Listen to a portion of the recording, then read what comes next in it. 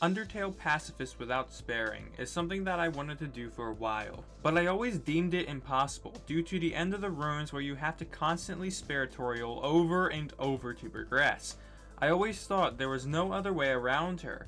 In fact, I even made an April Fool's video about this, stating that it's impossible to complete Undertale Pacifist without sparing a single time due to the Toriel battle, but it wasn't until that video went up that things had changed. A couple days after that video went up, a random person whom I've never even seen before stated that it was in fact possible to beat Toriel without sparing, and so I began my quest to beat Undertale Pacifist without sparing a single time. Just a quick note here, I won't be getting the true pacifist ending, and my only goal is to get to Omega Flowey at the end. The only rule I'm setting for this challenge is to play the game as it was intended to be played, meaning we can't execute any glitches to avoid encountering enemies. Anyway, let's get started.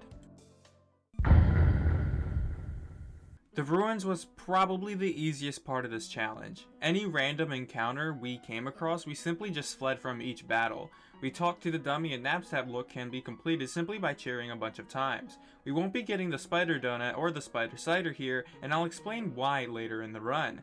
Anyway, after getting through the ruins, we enter the Toriel battle, where, thanks to this random comment I got, can be completed simply by going into the fight option and just not attacking. Yep. You don't need to spare Toriel at all to progress the battle. Kind of a weird mechanic, but hey, it works. Thank you, random commenter. Woo! Speaking of which, you should comment down below what you think of this challenge, and while you're there, subscribe for more videos like this one. Snowden is hands down the worst part of this challenge. This is when my idea of this challenge just faded away, simply because of one enemy, Doggo. We were doing so well, but this dog had to ruin everything for our run.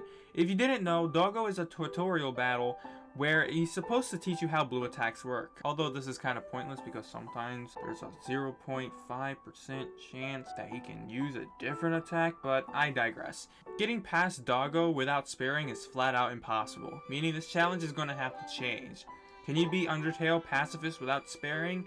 No, but this begs the question, what is the minimal amount of spares you need to beat Undertale Pacifist? So from here on out, I'll be counting required spares, and don't click off the video yet because trust me, there's a lot of cool and interesting techniques ahead that you don't want to miss in order for us to dodge certain spares. So after sparing Doggo, just like the ruins, any random encounter we come across can simply be skipped by fleeing. This includes skipping Lesser Dog, but Dogressa and Dogamy is another battle with a required spare, and we'll also need to spare Greater Dog. Come on, Toby Fox, we were so close! Just wanted to point out, I'm only counting spares based on how many times the spare button is pressed, not how many enemies we have to spare. So far, we've gotten up to the end of Snowden with only 3 required spares. Now Papyrus, which if you don't believe me, is quite an interesting battle. If you didn't know, in the battle against Papyrus, he will never kill you. The furthest he'll go is getting you to just 1 HP before sending you to his shed, which is easily escapable, meaning you can just go back and fight Papyrus over and over, get it down to 1 HP, and go back to his shed.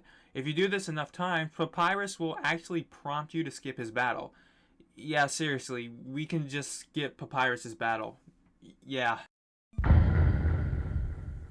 Waterfall is the calmest section here in this run. Not many things happen here. However, for this run, we'll be needing to get the annoying dog, and again, I'll explain why later in the run.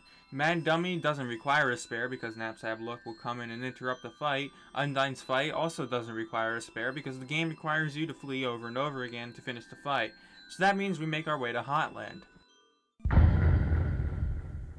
Highland is pretty easy to get by too. Just like every other area, I assume you get the memo now. Any random encounter we come across, we simply just flee. However, there are 2 fights in Highland worth noting. The first one is the Royal Guard fight, where just like every dog in Snowden, can't be completed without sparing, so that brings us up to a total of 4 spares so far. The next battle is Muffet, which now I'll explain why we didn't get the spider donut in the ruins. You see, even if we have the spider donut, it's only triggerable in battle. So yes, it does skip the Muffet fight, but that's still a required spare. The reason we didn't get the spider donut in the ruins is because we're going to get it in Highland for 9,999 G. Yeah, that's right, because if you buy it in Highland, a different result will unfold. Now, how would we get this money in the first place?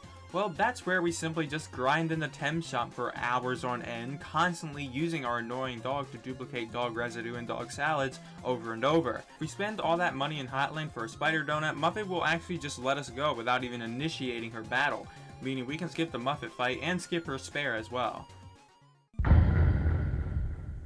The next location on our list is the court, in which we're greeted by magic. Now this is just annoying because this is just a common enemy that the game literally forces you to spare. There's no other way around it.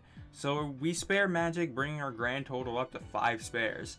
Finally we reach Metaton, which doesn't require a spare because at the end of his battle, his batteries die and the battle concludes before we even get the opportunity to spare.